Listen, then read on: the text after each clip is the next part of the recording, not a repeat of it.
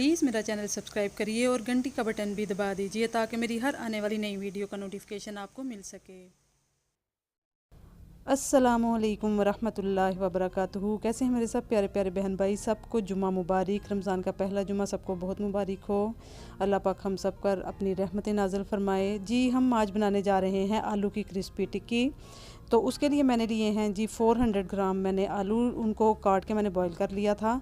और जी उसके साथ मैंने लिया है एक ब्रेड का स्लाइस। साथ में हमें चाहिए जी नमक, खुश्क धनिया, भुना हुआ कुटा ज़ीरा और भुना हुआ ही खुश्क धनिया, कुटा हुआ काली मिर्च, सुरख मिर्च, चाट मसाला 1 टीस्पून, हल्दी और कुटी हुई सुरख मिर्च भी मैंने ली है।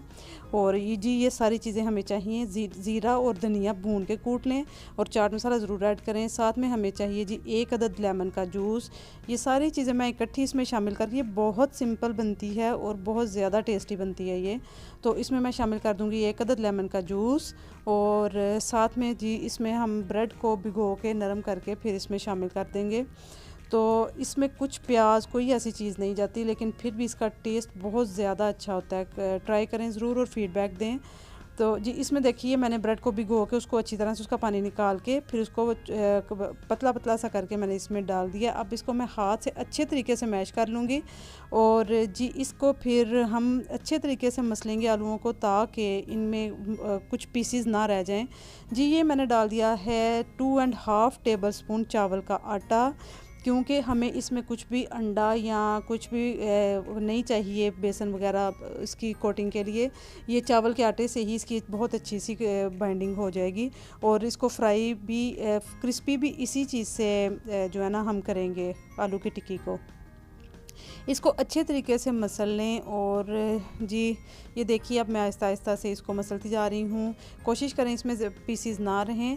और ये देखिए जी इसमें चाट मसाला और लेमन हर चीज़ का बहुत अच्छा सा फ्लेवर आता है। और प्याज मत डालिए इसमें, ये बिल्कुल सिंपल, और जब आप खाएंगे तो आपको पता चलेगा जी सिंपल चीज़ों में भी बहुत अच्छा सा टेस्ट हो सकता है।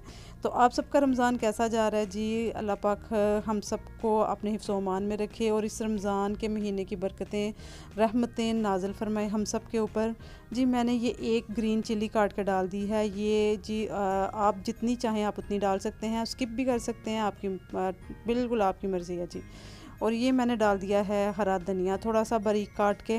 और इसको फिर से हम मसल लेंगे। और बस जी फिर हम तैयारी शुरू करेंगे इनकी शेप की, कि इसको क्या शेप दें वो आपकी मर्ज़ी है, आप क्या शेप देना चाहेंगे। और ये देखिए फिर मैं मसलूँगी इसको थोड़ा सा, ताकि धनिया और हमारी हरी मिर्ची मिक्स हो जाए।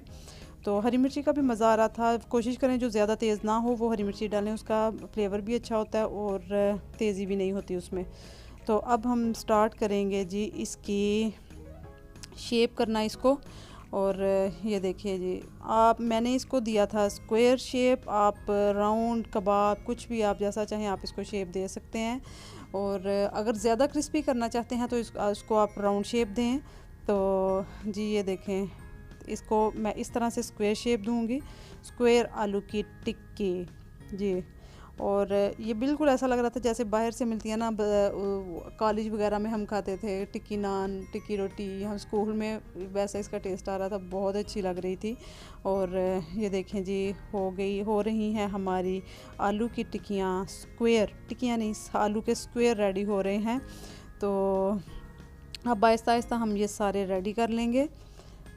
और आप सब प्लीज़ रिक्वेस्ट है कि आप मेरा चैनल ज़रूर सब्सक्राइब करें। आज जो भी मेरे चैनल पे फ़र्स्ट टाइम आया है प्लीज़ मेरा चैनल सब्सक्राइब करिए और ट्राई करें इसको ज़रूर, और फीडबैक दें कि कैसी लग रही हैं आपको मेरी वीडियोस, मेरी डिशेज़ आपको कैसी लग रही हैं।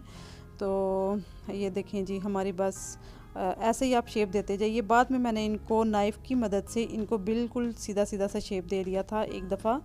और मेरे तमाम सब्सक्राइबर, मेरी तमाम हफ़ीज़ किचन की फ़ैमिली को बहुत बहुत शुक्रिया अदा करना चाहूँगी जो कि मुझे सपोर्ट कर रहे हैं। और जी हमारी सारी हो गई हैं स्क्वायर रेडी। मैंने ले लिया है पैन में ऑयल, ये बिल्कुल कम ऑयल में नहीं बनेंगी, ये आपको इतना सा ऑयल लेना पड़ेगा। शैलो फ्राई करेंगे हम इनको और ये इनको हम रखते जाएंगे। इनको आप फ़ौरन मत हिलाइए, इनको 3 से 4 मिनट तक एक साइड के ऊपर अच्छे से पकने दीजिए। जब आपको लगे कि इनके ऊपर अच्छा सा ब्राउन कलर आ गया है उसके बाद आप इनको टर्न करिए। तो ये देखें जी, हमारी स्क्वायर हो रहे हैं रेडी। ये बहुत टेस्टी बनते हैं, ज़रूर ट्राई करें। और इसके साथ बनाएं धनिए पुदीने की चटनी, हरी चटनी बनाइए और उसके साथ इंजॉय करिए। इसका उसके साथ बहुत ज़्यादा मज़ा आता है।